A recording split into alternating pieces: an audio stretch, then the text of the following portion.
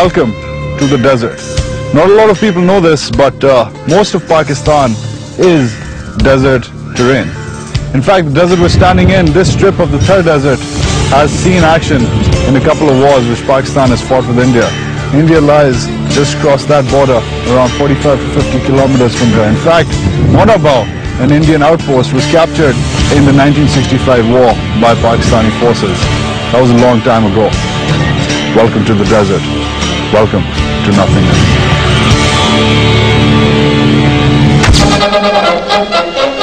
That was a long time ago, but things have changed, and not necessarily for the better.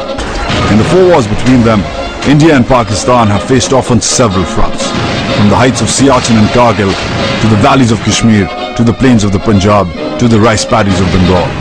But now there is evidence that the next war, if it happens, will probably be in the desert.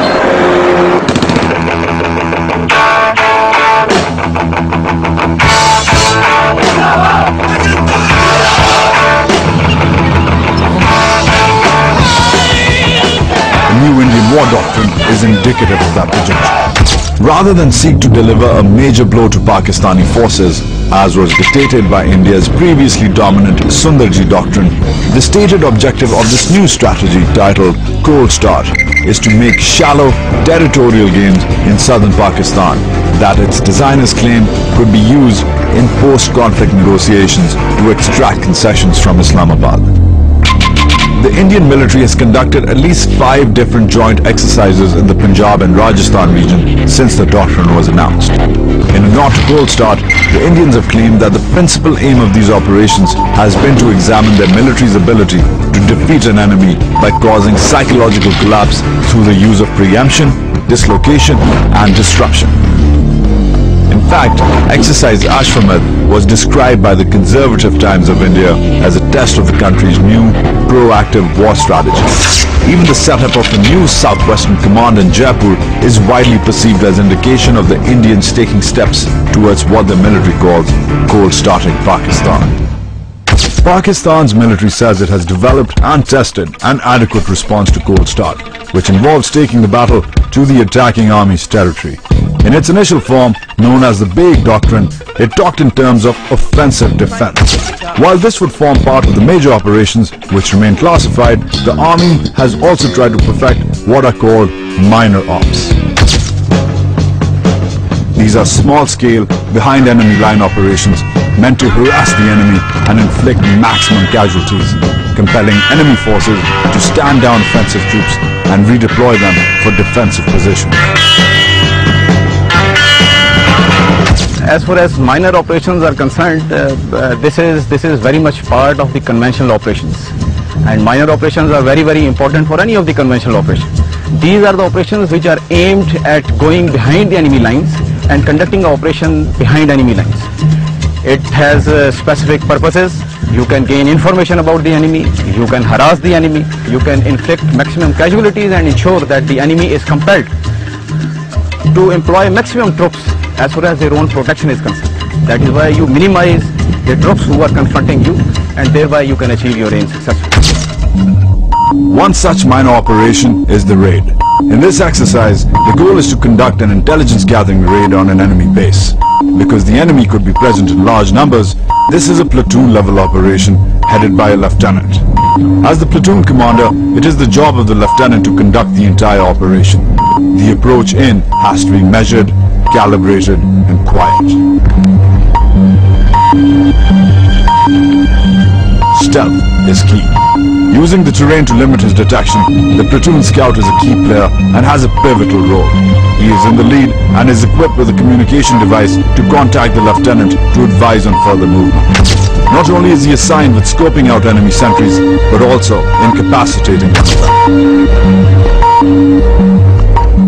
As everybody assumes their position, the machine gunners are a particularly important factor. Knowing that once the platoon engages, it will in all certainty draw enemy fire, the machine gunners will provide important cover with their powerful LMGs.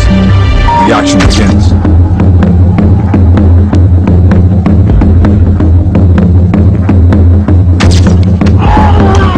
As the platoon scout disposes of the sentry, another soldier in position takes out the second sentry. Shots have now been fired and their presence has been detected. The machine gunners jump into gear. But the mission is not complete yet.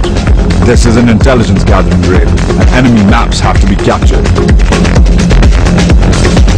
As they are provided support by the LMGs as well as grenades, 2 infantrymen head out to enter the camps and retrieve the intelligence.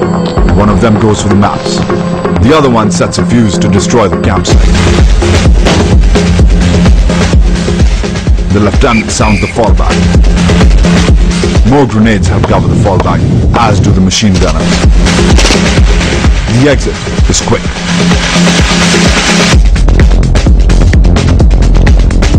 The importance of raid in today's warfare is that it is a very minor operation which is designed to inflict maximum casualties on the enemy.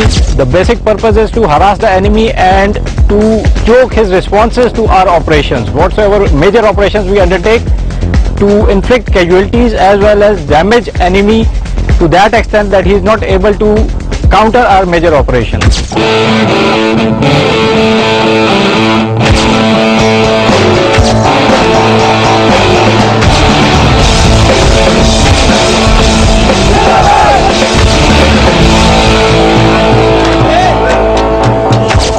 Training for desert combat like the raid is just half the fight.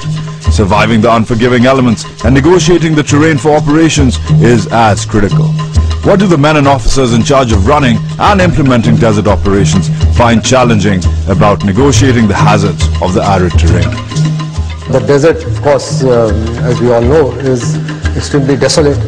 It is void of any vegetation, of any resources that you can live off. And the elements are critical to operating in the desert.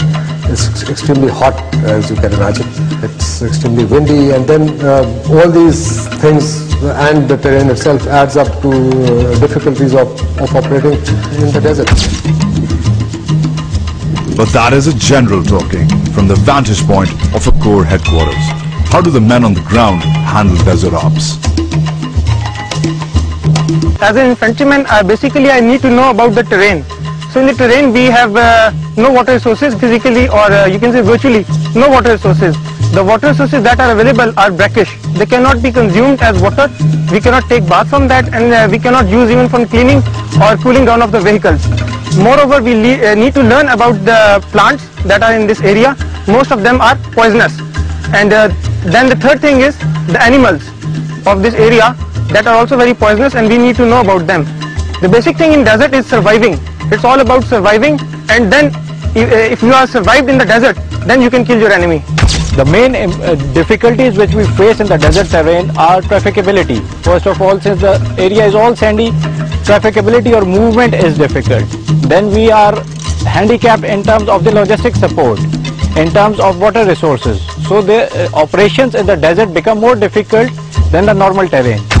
Versus the plains, where the majority of Pakistani forces are deployed and where Pakistan has fought most of its battles with India, how is the defense of the desert different?